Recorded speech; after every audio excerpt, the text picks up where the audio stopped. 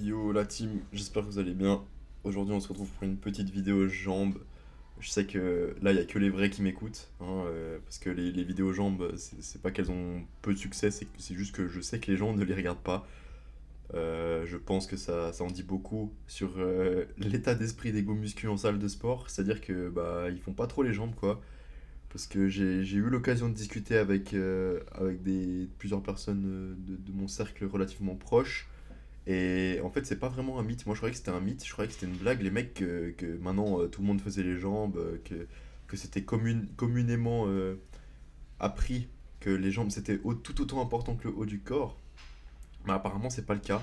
Il y a toujours certaines races de personnes, je dirais pas de blase pour pas vexer, enfin, pour vexer personne, mais les footeux par exemple, qui font pas les jambes. Et du coup, moi je trouve ça hyper gênant parce que franchement, si votre body goal c'est avoir les jambes de Booba et le haut de corps de Stéphane Matala, bah grand bien vous fasse, mais je pense que n'importe qui sur cette terre pourrait se dire que objectivement, c'est pas beau. Les mecs, il faut avoir un physique le plus harmonieux possible, et pour avoir un physique harmonieux, bah, il faut réussir à réguler une espèce d'harmonie entre le haut et le bas. Et du coup, sans faire le bas, c'est un petit peu compliqué parce que la course, les mecs, ça vous fait pas prendre du muscle. Vous êtes super endurant, vos muscles ils tiennent l'effort longue durée, c'est cool, mais vous êtes pas musclés, les mecs.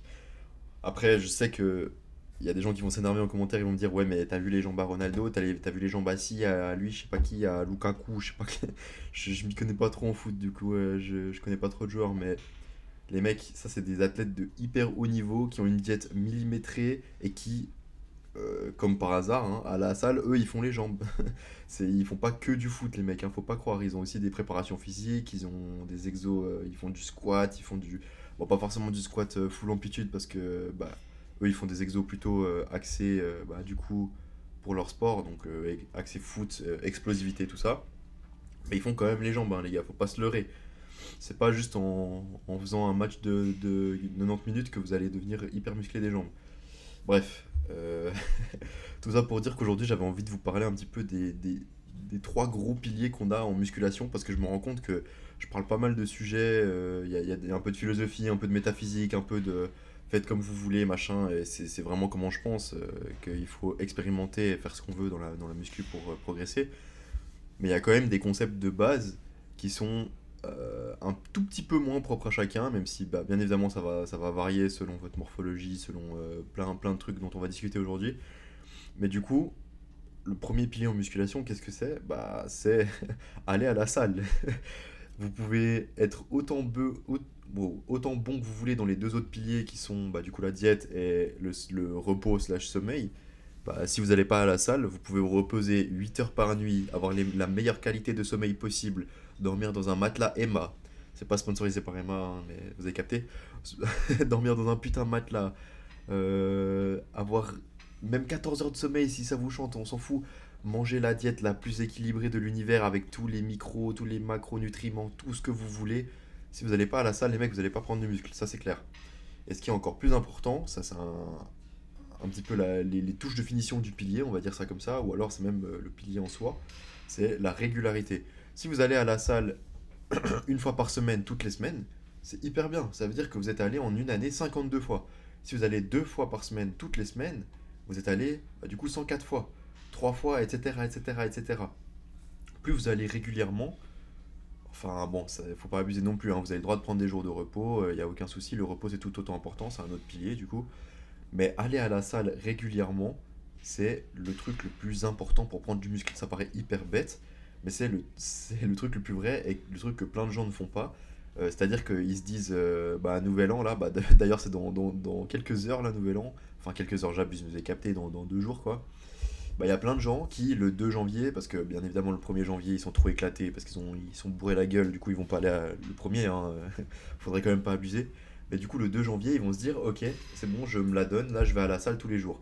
Ils y vont une fois, ils y vont deux fois, ils y vont trois fois, ça leur fait chier, ils arrêtent. Alors, si vous n'arrivez pas à instaurer une discipline dans votre vie, vous pouvez pas changer votre vie du tout au tout, c'est impossible. Enfin, c'est possible, mais alors faut avoir un mental d'acier, et il y a sûrement des gens qui l'ont, mais le commun des mortels, c'est absolument pas ça. Changez petit à petit votre routine de vie, C'est-à-dire que vous commencez par incorporer peut-être une ou deux séances par semaine, ok cool, c'est déjà une ou deux séances de plus que vous avez fait dans l'année par rapport à celle d'avant. Et même si on parle en termes mathématiques, si vous allez zéro fois dans l'année en 2024 et que vous allez une fois dans l'année en 2025, vous êtes allé une infinité de fois plus souvent en 2025 qu'en 2024. Mais bref, ça c'est une petite blague de nerd des maths. Voilà, pour ceux qui auront le ref. Mais du coup, si vous allez vous incorporer petit à petit des changements, c'est-à-dire que vous allez une fois par semaine, ensuite deux fois, ensuite trois fois, ensuite quatre fois, ça va devenir juste votre routine de vie et vous allez juste même plus y penser et vous allez y aller pardon, tous les jours. Et une fois qu'on y va tous les jours, bah voilà, là c'est gagné, hein, on a la meilleure régularité possible et c'est carré. Ensuite, une fois que vous êtes allé à la salle, que vous avez fait votre belle séance, les mecs, faut reprendre des forces.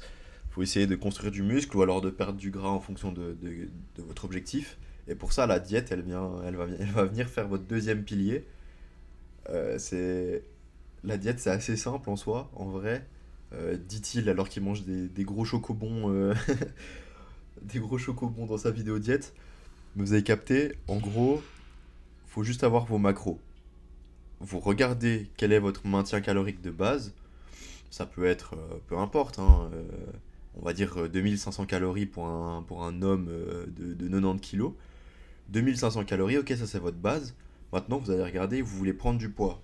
Bah, vous mangez un petit peu plus. Vous voulez perdre du poids, vous mangez un petit peu moins. C'est hyper simple.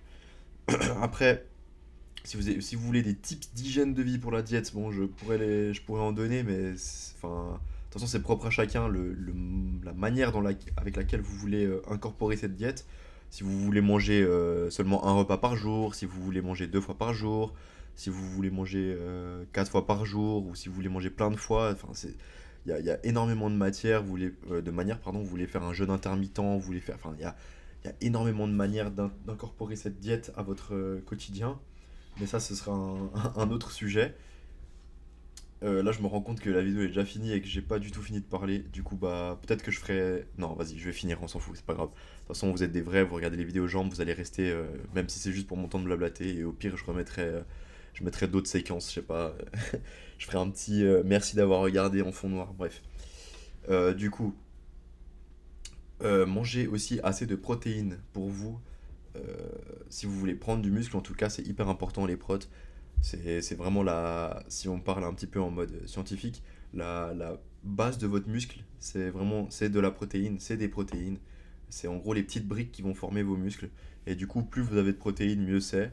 Alors, faut pas non plus en abuser et manger 400 grammes de prot par jour en mode Ronnie Coleman. Mais déjà, manger 1,5 fois votre poids de corps en grammes de protéines par jour. C'est-à-dire, si vous pesez, admettons, 80 kilos, bah vous mangez 120 grammes de prot par jour, c'est déjà 1000 fois mieux que quand vous traquiez pas vos macros.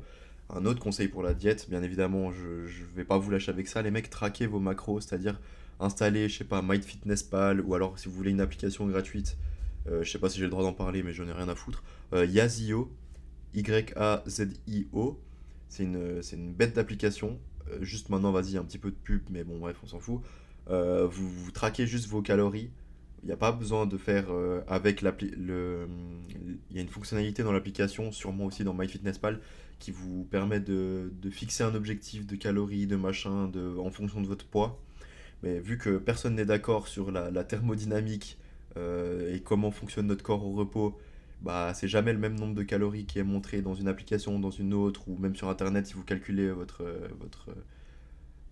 comment on appelle ça, votre maintien calorique. Du coup, si vous voulez le calculer vraiment, votre maintien calorique, faites une moyenne de plusieurs sites qui vous donnent votre maintien. Mais du coup, juste faites avec cette moyenne et calculez pas vraiment ce que votre application vous dit de manger. Faites plutôt de tête, c'est-à-dire vous savez que vous devez manger 2500, si votre application elle vous dit de manger 3500, vous savez qu'il y a un problème, mais c'est pas grave, vous suivez pas ce que l'application elle vous dit et vous faites avec ce que vous savez, les données que vous avez, c'est-à-dire 2500. Ensuite, le troisième pilier, les mecs, ça fait un tripode en fait, la triforce de la musculation, c'est le repos. C'est-à-dire que quand vous faites vos pecs, par exemple le lundi, vous n'allez pas retaper les pecs le mardi. Ça paraît plutôt logique pour certains, pas pour tout le monde, mais pour certains. Pareil pour les bras, pareil pour les épaules. Bon, arrivé à un certain niveau, quand vous verrez que bah, par exemple les épaules, tout petits muscles, ou les mollets, ou peut-être même les abdos, je sais pas, j'ai pas encore réellement testé moi-même, Mais je sais que communément, dans la communauté, les gens ils disent que c'est aussi faisable de le faire relativement souvent. Il y a quand même des muscles qui, euh, qui peuvent se faire un peu plus fréquemment que d'autres, qui récupèrent un peu plus vite ou alors qui sont détruits moins facilement. Du coup, bah, vous pouvez les faire un petit peu plus fréquemment, mais la fréquence d'entraînement, elle est dictée par votre repos. C'est-à-dire que si un jour vous sentez que vous pouvez vraiment pas faire les pecs, ne forcez pas, faites pas les pecs. C'est pas grave, vous pouvez même prendre un jour de repos, vous pouvez faire autre chose, vous pouvez... peu importe, reposez-vous assez pour ne pas nuire à votre séance d'après. Parce que si vous faites les pecs un jour sur deux, je pense que votre bench il va juste décliner. Commencer à puer la merde. Vous pourrez plus. Parce que juste avec les courbatures, la fatigue même neurologique, enfin, vous pouvez rien faire contre la fatigue neurologique, les mecs, hein. Si votre système nerveux il veut pas, vous pouvez pas, c'est tout. Du coup, laissez assez de repos à votre système nerveux, laissez assez de repos à vos muscles pour pouvoir avoir des séances vraiment frappe atomique. Ensuite, le sommeil, il y a aussi un petit peu dans dans le repos, enfin un petit peu beaucoup même. Si vous dormez, vous avez l'habitude de dormir, je sais pas, 4 heures par nuit, les mecs, je vais pas vous mentir, mauvaise habitude de vie. Je vous conseille de changer le plus rapidement possible. 4 heures, c'est vraiment pas suffisant. Ça dépend énormément des gens, de la génétique. Il y a des gens qui peuvent dormir seulement 6 heures, qui seront au top de leur forme. D'autres qui peuvent dormir 10 heures et être au top de leur forme. Mais si s'ils dorment 6 heures, ils sont éclatés. Et le mec qui dort 6 heures, s'il dort 10 heures, il est éclaté. Du coup, ça, c'est un petit peu à vous de trouver combien d'heures de sommeil vous avez besoin par nuit. Mais ce que les médecins recommandent, ce que la science recommande, même si dire que la science recommande quelque chose, c'est pas forcément. Vous avez capté quoi? Ce qui est communément admis, c'est de dormir entre 6 à 8 heures par nuit. Voire même pour les ados, je sais que ça diffère. Je sais pas s'il y a vraiment beaucoup d'ados qui me regardent, mais vous êtes toujours une catégorie à part dans la société, c'est un truc de fou. Mais les ados, vous devez dormir un petit peu plus. Il me semble que c'est 7 à 9 heures, pardon, pour les ados. Du coup, si vous êtes adolescent, dormez un tout petit peu plus, essayez. Et puis de toute façon, faites en fonction. Si vous sentez que vous dormez 6 heures, vous êtes éclaté de la journée, vous devez faire des siestes, vous avez besoin de 400 mg de caféine pour fonctionner dans la journée, c'est que vous dormez pas assez. Si vous vous réveillez, que vous avez un mal de crâne de fou, vous êtes pas bien, les gars, c'est que vous n'avez pas assez dormi. Du coup, essayez d'augmenter un petit peu. Ou alors peut-être que vous avez mal dormi aussi. Mais bon, ça c'est un autre sujet. Le téléphone avant de dormir, voilà, on en parlera un autre jour.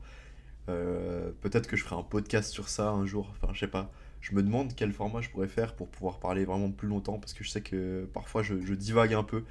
Là, à vrai dire, je pensais je crois que la vidéo en tout elle dure 8 minutes. Je pensais que ça allait me suffire pour parler de ça, mais apparemment je parle trop. Mais bref, tout ça pour dire que le sommeil, les mecs, c'est vraiment hyper important. Du coup, dormez, c'est là que vos muscles ils se rétablissent, que votre corps il peut vraiment donner la majorité de son énergie à recréer vos fibres musculaires. C'est pas réellement ça qui se passe, mais vous avez capté, comment on dit ça? On vulgarise un petit peu pour pas perdre tout le monde. Puis même moi, je vais pas vous mentir, je capte pas forcément tout. Si je lis un abstract d'un mec professionnel en reconstruction musculaire durant le sommeil, bon bah je vais rien comprendre comme tout le monde. Mais bref, en gros, dodo égale prise de muscle, voilà. Et repos égale prise de muscle. Du coup les mecs, je crois que je vais vous laisser là parce que j'étayerai un peu plus tard dans une prochaine vidéo ou peu importe, mais je pense qu'on a déjà les trois grands piliers, du coup le sommeil, l'entraînement et la diète. Je vous souhaite une bonne journée les mecs, un bon entraînement et plein de bisous.